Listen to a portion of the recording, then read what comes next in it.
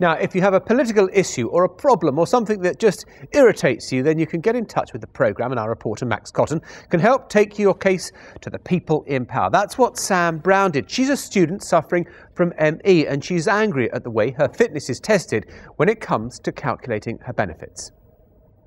Order.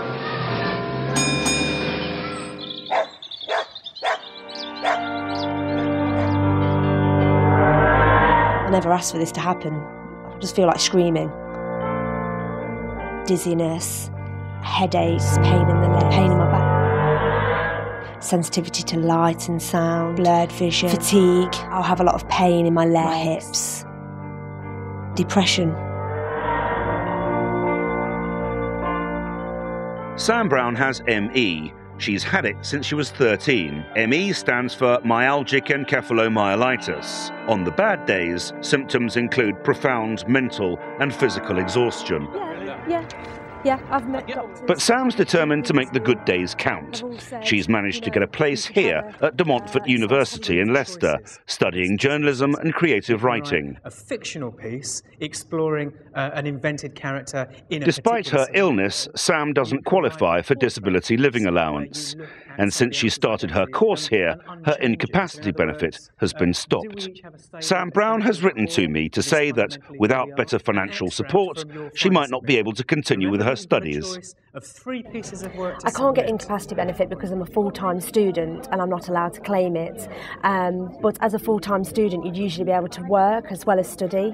But I can't do that either because at the end of the day, doing a bar job, standing up for hours in a supermarket, I'd be absolutely shattered. I'd be completely tired. So I can't do that. I mean, I could claim DLA. Which is disability living allowance. Yeah, which is disability living allowance, but they claim that I'm not ill enough. From William Wordsworth. To get disability benefits, you must have capacity tests, which in Sam Brown's view can be arbitrary, like what you can carry or how far you can walk. How can you judge if somebody is ill by the weight of a potato sack that they could pick up or how many yards they could walk? Because they don't know that my illness changes every day and that those things change each and every day. It's ridiculous.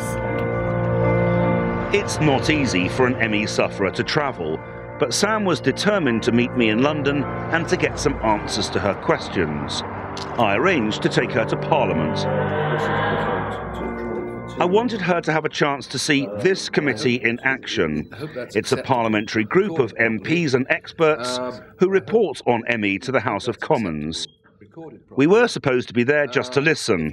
I was slightly surprised to discover that Sam Brown had other ideas. Hi, my name's Samantha Brown. I'm a student. I'm 24 years old. I've had ME for 10 years.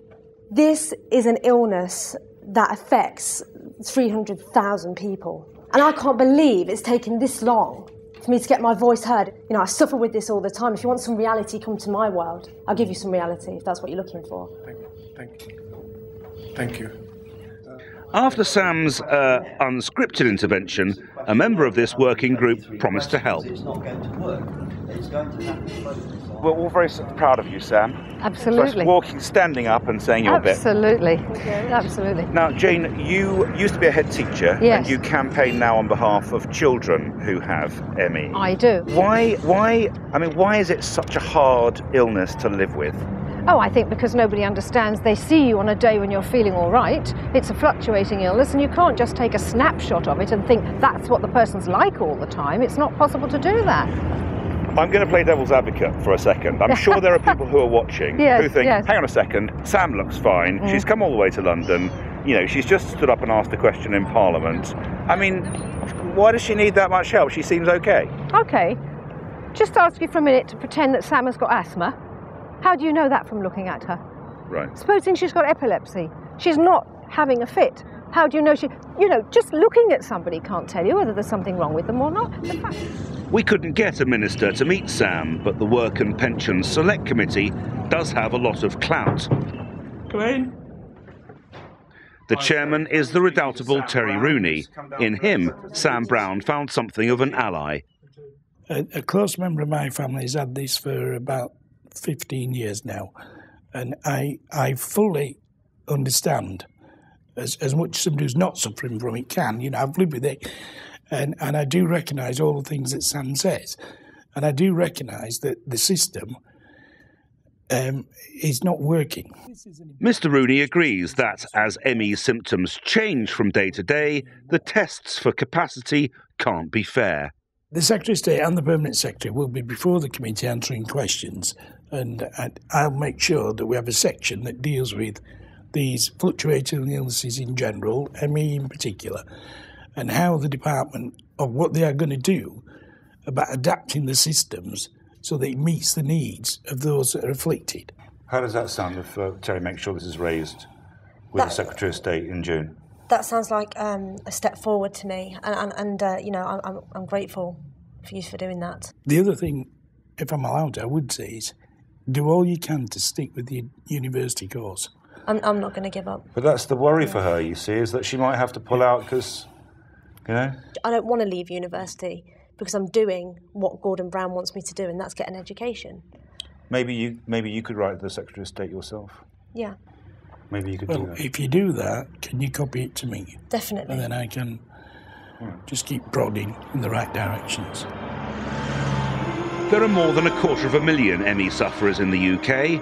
30,000 of them are young people, and one of them is on her way back to Leicester to write some more letters. Sam Brown has promised to tell us how she gets on.